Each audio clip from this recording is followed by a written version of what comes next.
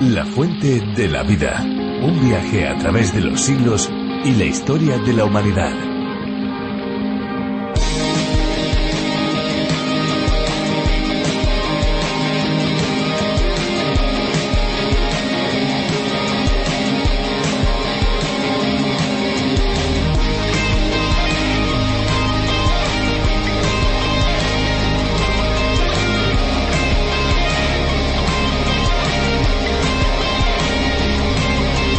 Evangelio según Mateo, introducción. Aunque solo tiene una extensión de 28 capítulos, el Evangelio según Mateo es un libro muy importante. En realidad, Génesis y Mateo son los dos libros claves de la Biblia. Lo consideraremos como el puente entre el Antiguo y el Nuevo Testamento. Al acercarnos hoy al Evangelio según Mateo, me agradaría tender un puente entre el Antiguo Testamento y el Nuevo Testamento, porque para apreciar y tener una comprensión correcta del Nuevo Testamento es casi esencial saber algo sobre este período de aproximadamente 400 años. Es el período de tiempo entre la época de Nehemías y Malaquías y el nacimiento de Jesucristo en Belén.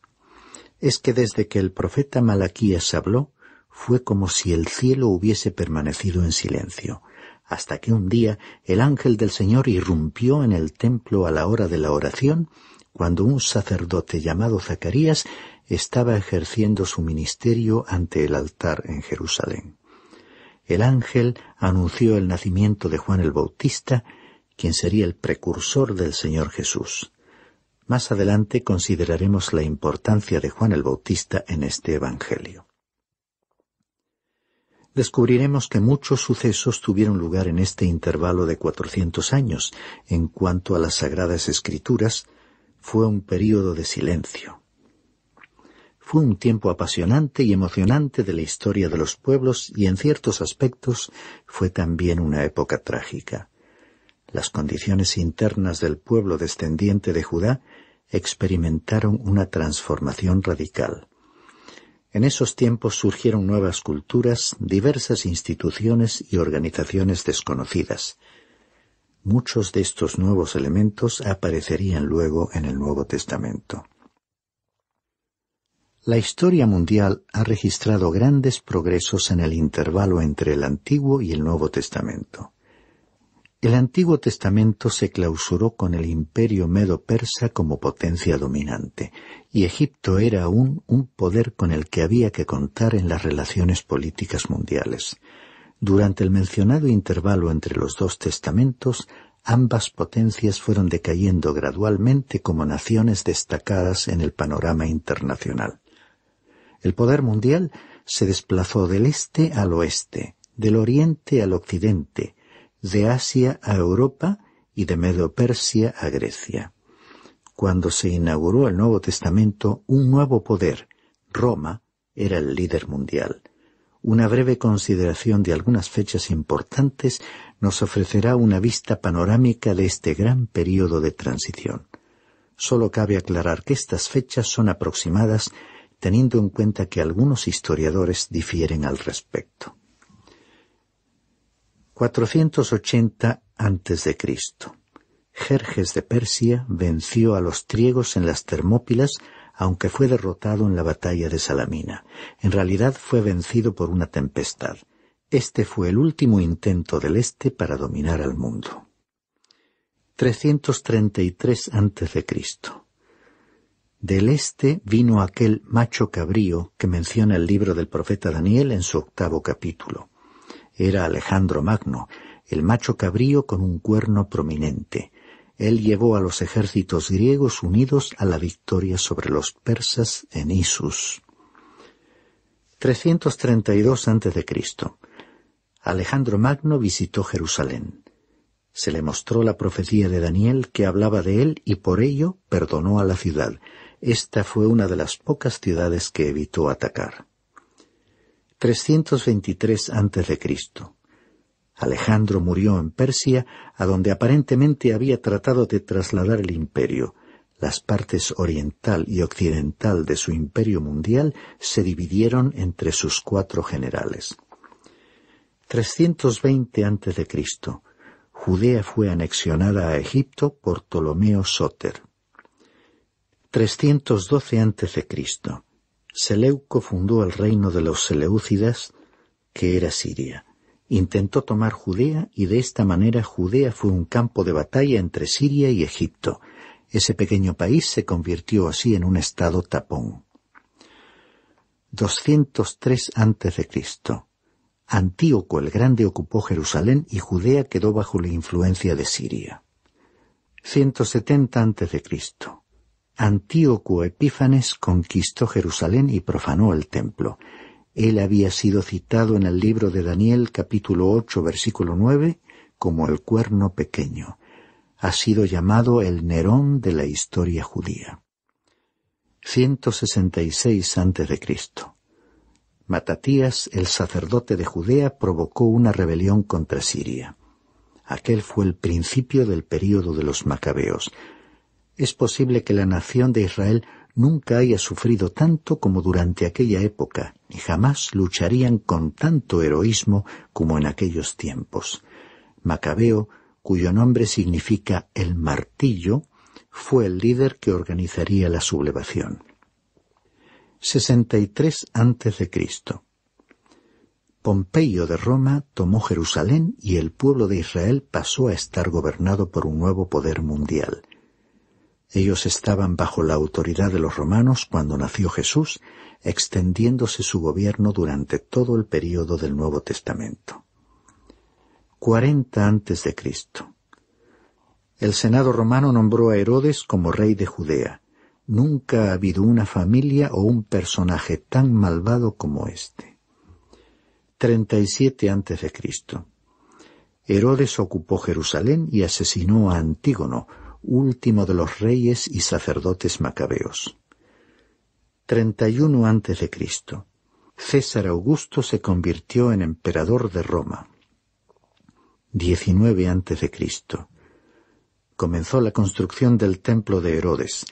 La edificación ya había estado llevándose a cabo durante unos años en el momento en que el Señor nació y aún continuó en la época del Nuevo Testamento. 4 a.C. Nuestro Señor Jesucristo nació en Belén.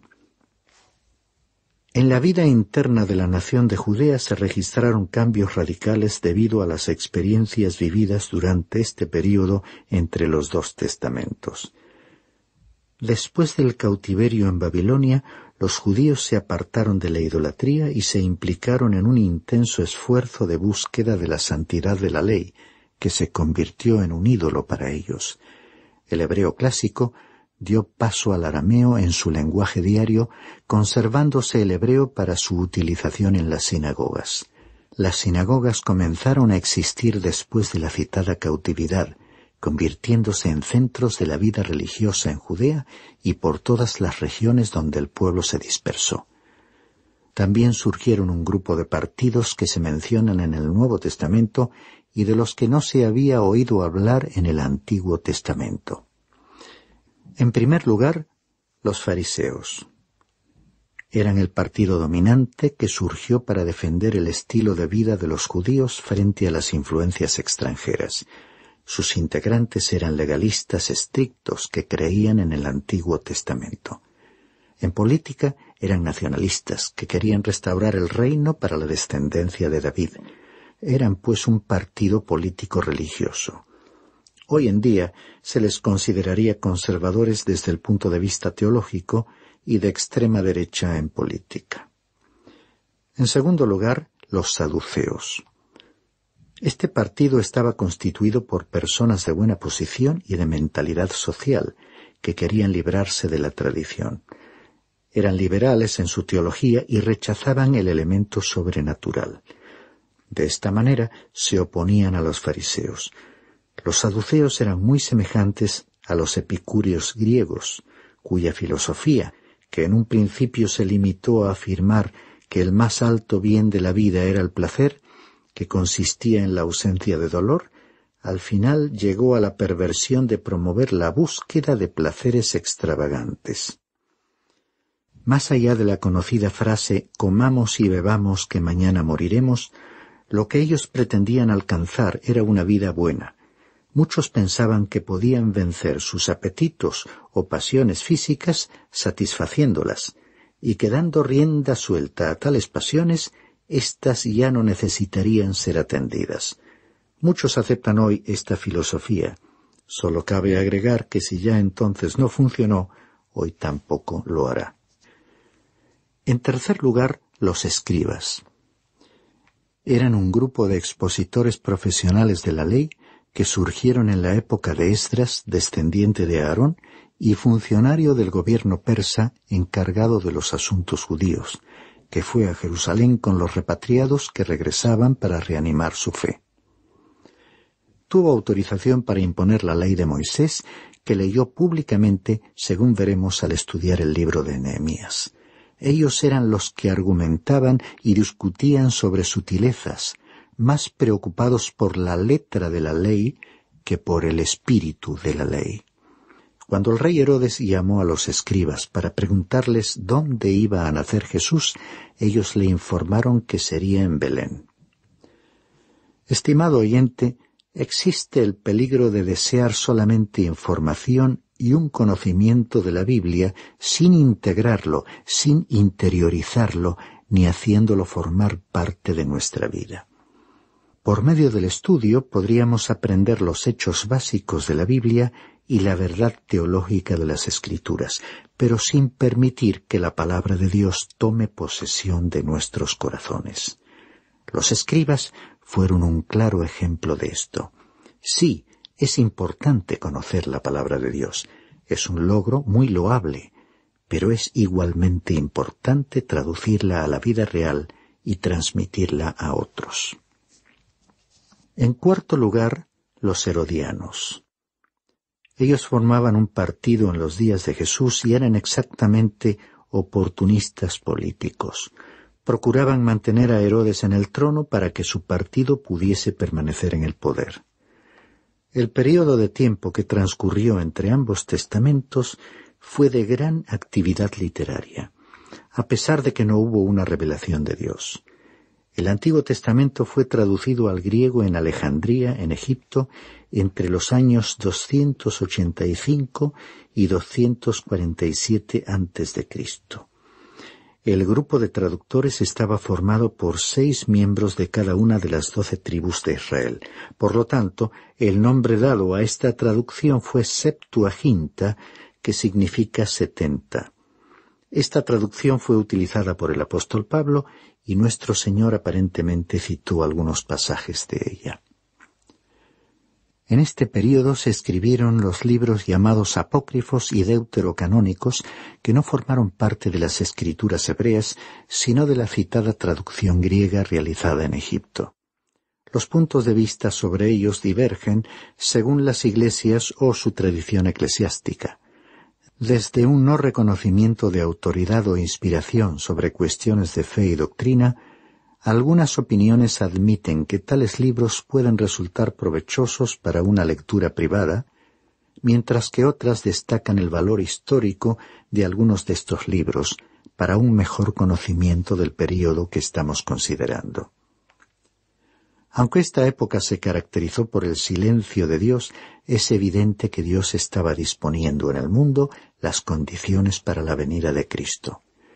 El pueblo judío, la civilización griega, el imperio romano y las inquietas multitudes del Oriente estaban todos siendo preparados para la llegada de un Salvador, puesto que todos esos pueblos de resonancia universal formaban la escena que el apóstol Pablo describió como la plenitud de los tiempos. Los 4 evangelios fueron escritos y dirigidos a los 4 grupos principales del mundo de aquella época.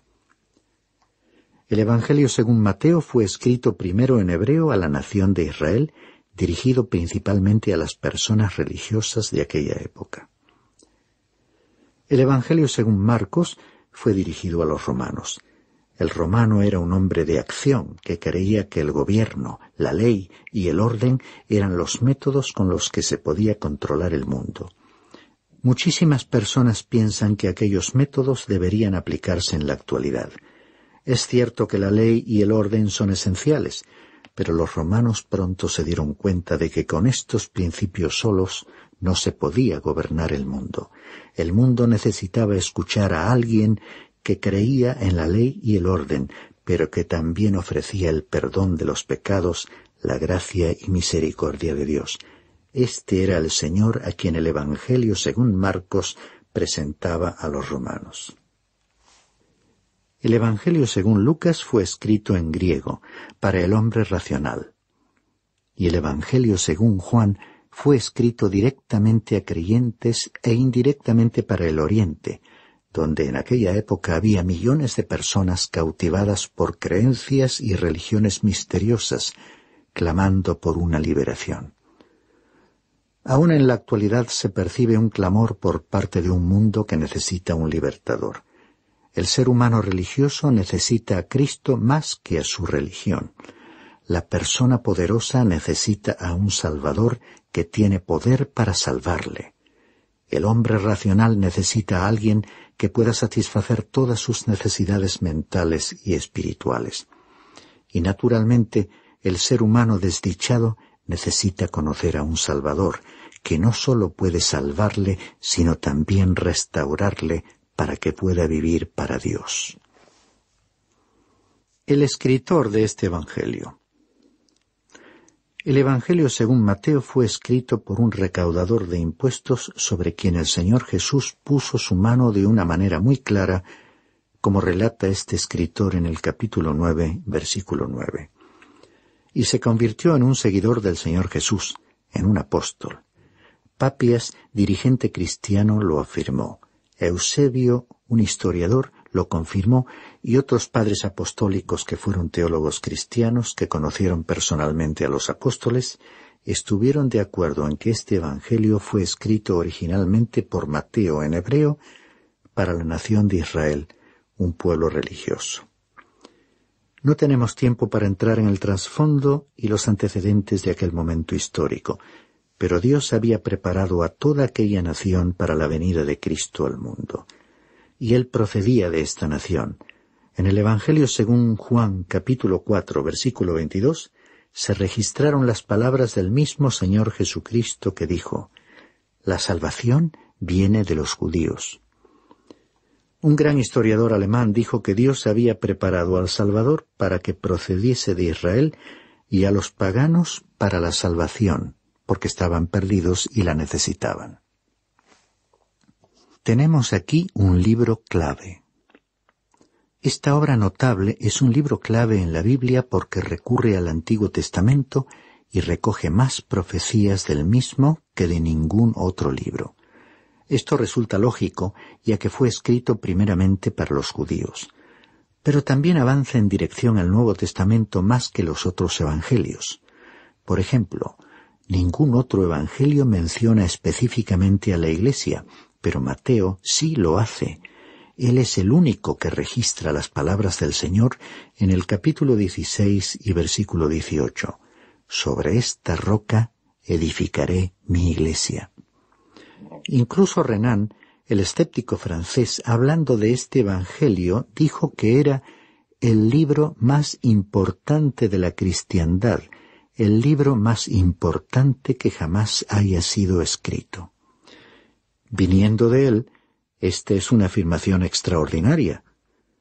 Mateo, un recaudador de impuestos que se había convertido, fue la elección del Espíritu de Dios para escribir este evangelio principalmente para el pueblo de Israel.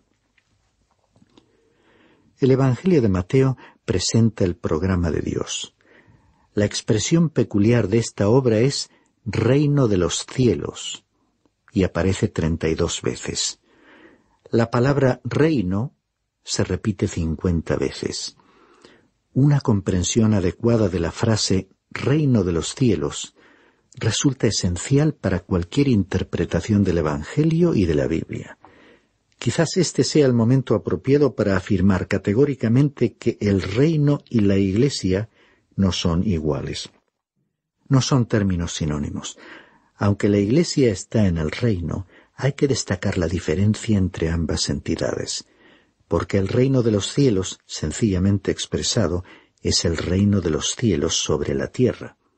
Los judíos, como receptores de este Evangelio, comprendieron esta expresión como la suma total de todas las profecías del Antiguo Testamento relacionadas con la venida de un rey desde los cielos para establecer un reino en esta tierra de acuerdo con el modelo celestial.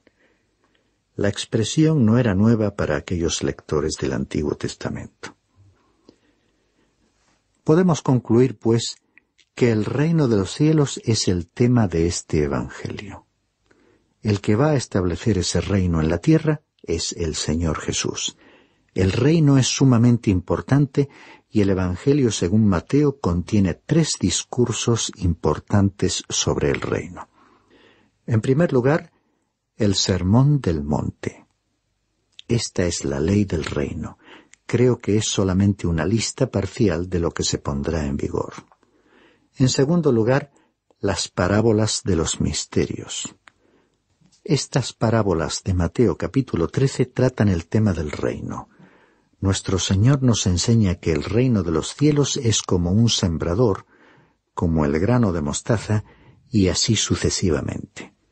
En tercer lugar, el discurso del Monte de los Olivos.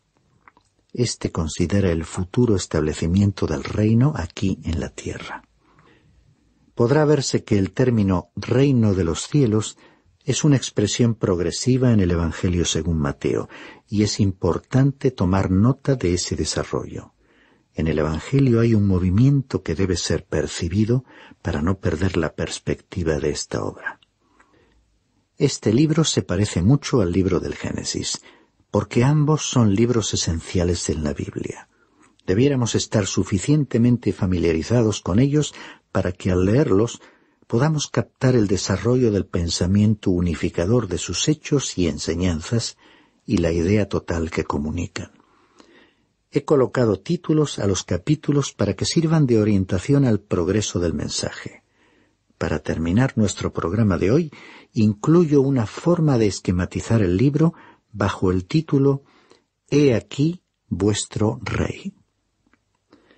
En primer lugar, la persona del Rey, capítulos 1 y 2. En segundo lugar, la preparación del Rey, capítulos 2 hasta el capítulo 4, versículo 16. En tercer lugar, la propaganda del Rey, capítulos 4, versículo 17 hasta el capítulo 9, versículo 35. En cuarto lugar, el programa del Rey, capítulos 9, versículo 36 hasta el capítulo 16, versículo 20. En quinto lugar, la pasión del Rey, capítulos 16, versículo 21 hasta el capítulo 27, versículo 66. Y en sexto y último lugar, el poder del Rey, capítulo 28.